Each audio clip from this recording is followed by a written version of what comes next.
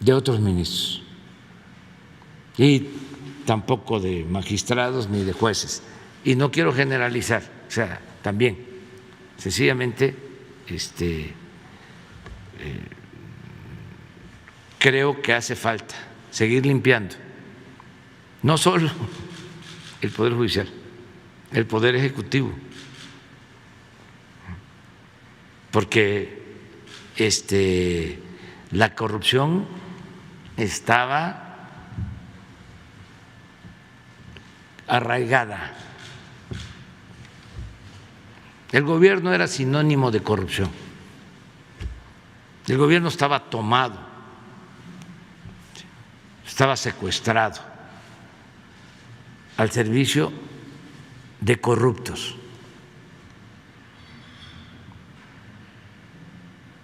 No solo de delincuencia organizada, no solo era el caso de este señor García Luna, no, también estaba tomado por la delincuencia de cuello blanco, porque eso suele olvidarse. Acuérdense cómo nos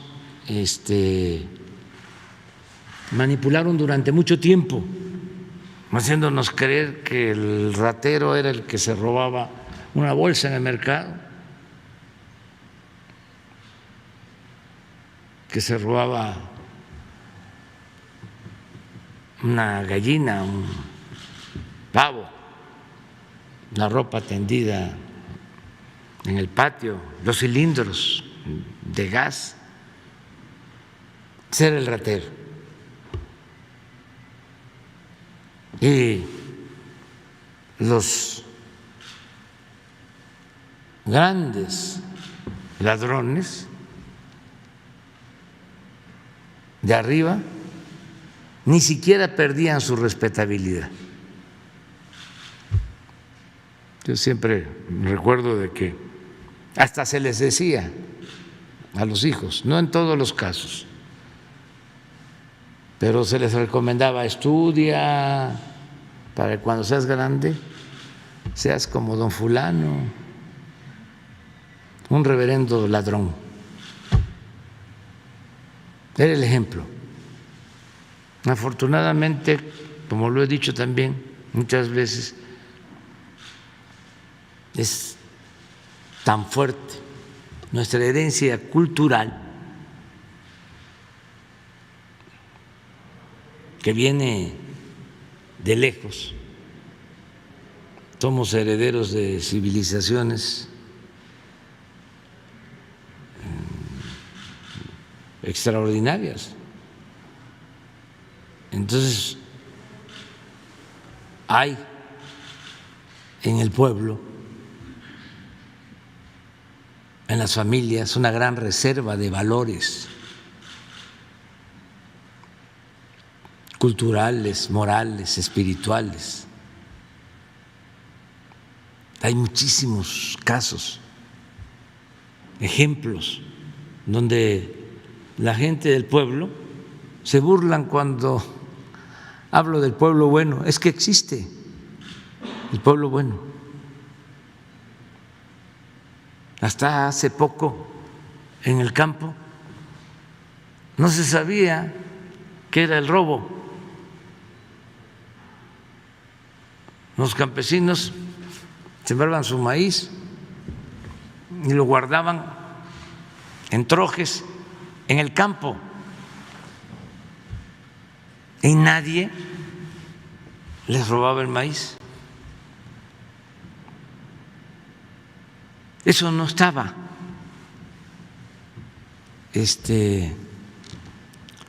contemplado en el quehacer cotidiano, en la forma de ser, de vivir,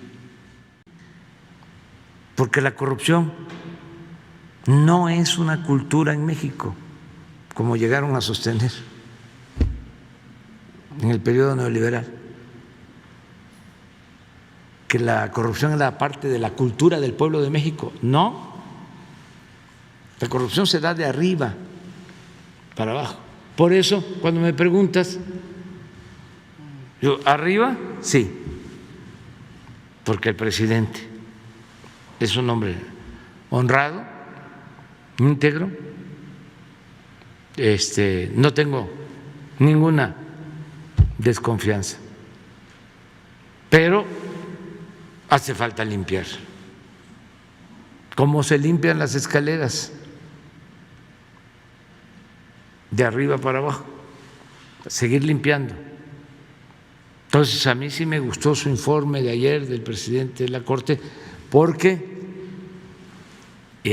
antes los presidentes de la Corte ni siquiera hablaban de corrupción,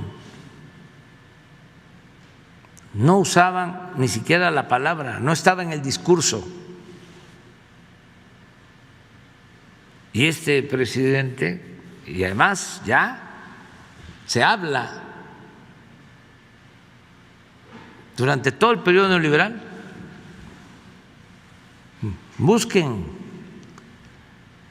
en el discurso, son buenos temas de investigación. Si en el Congreso hablaban de corrupción, si en la academia, en las universidades se estudiaba el problema de la corrupción, que era el principal problema de México, se omitía.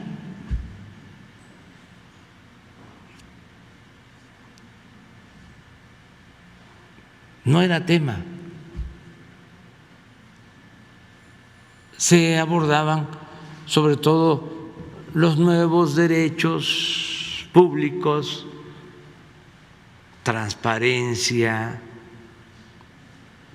diversidad, cambio climático,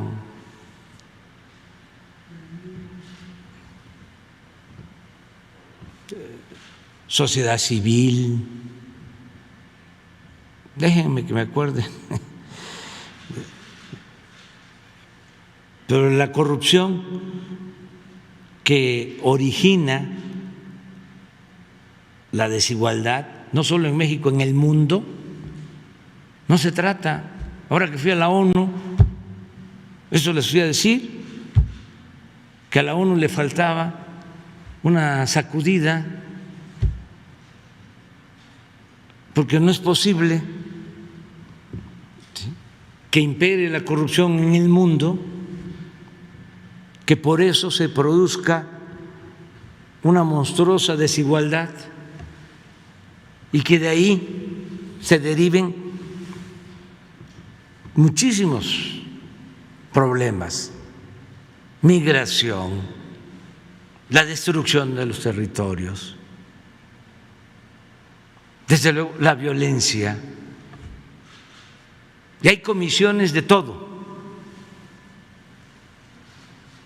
pero no hay nada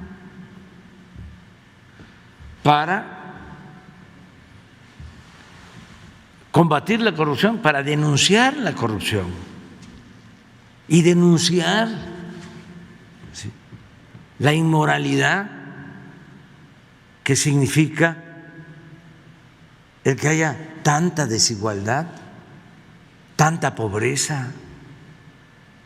¿Cómo van a sobrevivir 750 millones de personas con menos de $2 diarios?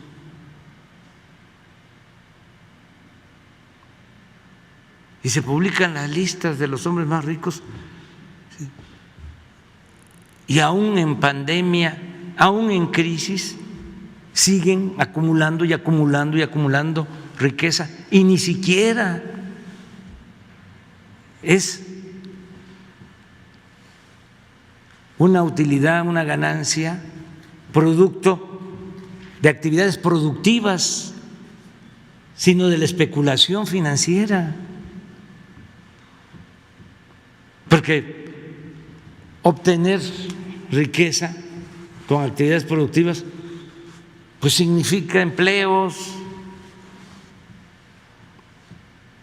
pero esto no, que inventaron algo y lo venden por anticipado y ganan no sé cuánto. Aquí lo padecimos nosotros. Inventaron de que iban a aumentar la producción petrolera con la reforma energética, que iba a llegar la inversión a raudales.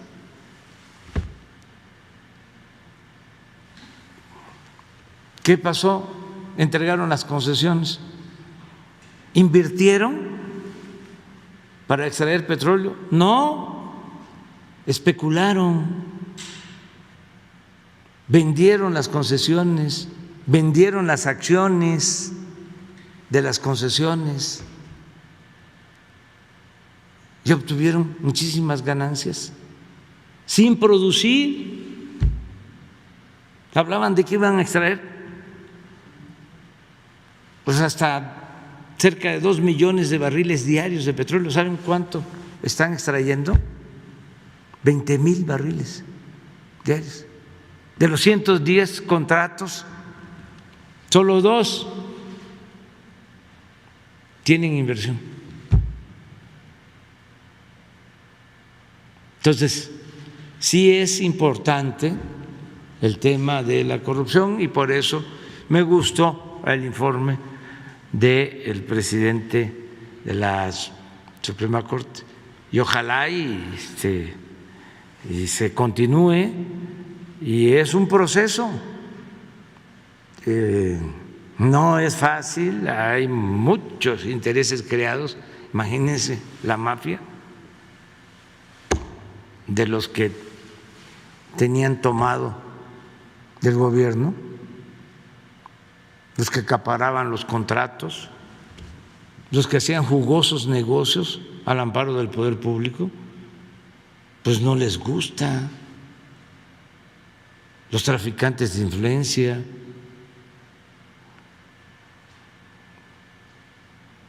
pero tenemos que seguir limpiando el país, purificando la vida pública. Ahí está del camino hacia la prosperidad de México y de su pueblo. Pues están en su derecho de asociarse, aliarse, no es noticia, ya lo hicieron. Antes, pues sí, mucha gente pensaba que eran distintos el PRI y el PAN, pero ahora pues ya quedó demostrado que son lo mismo. Desde Salinas, ayer lo explicaba yo, pero también es legal y yo les diría que es benéfico porque hace mucho daño a la simulación, el engañar, ¿no? De que se tiene una ideología, principios, un programa, nada más en el papel, pero en la práctica pues es otra cosa. Entonces, cuando ya se van aclarando posturas, se ayuda mucho a la vida pública. O sea, es bueno, nada de simulación. Y tienen además todo el derecho de unirse, asociarse, lo hacen no solo los partidos en México, en todo el mundo, ¿sí? Se agrupan y hacen alianzas cuando hay afinidad, y aquí existe pues esa afinidad, porque pues son partidos que defienden el modelo neoliberal o neoporfirista y el pensamiento conservador. Entonces, ¿por qué no se van a unir?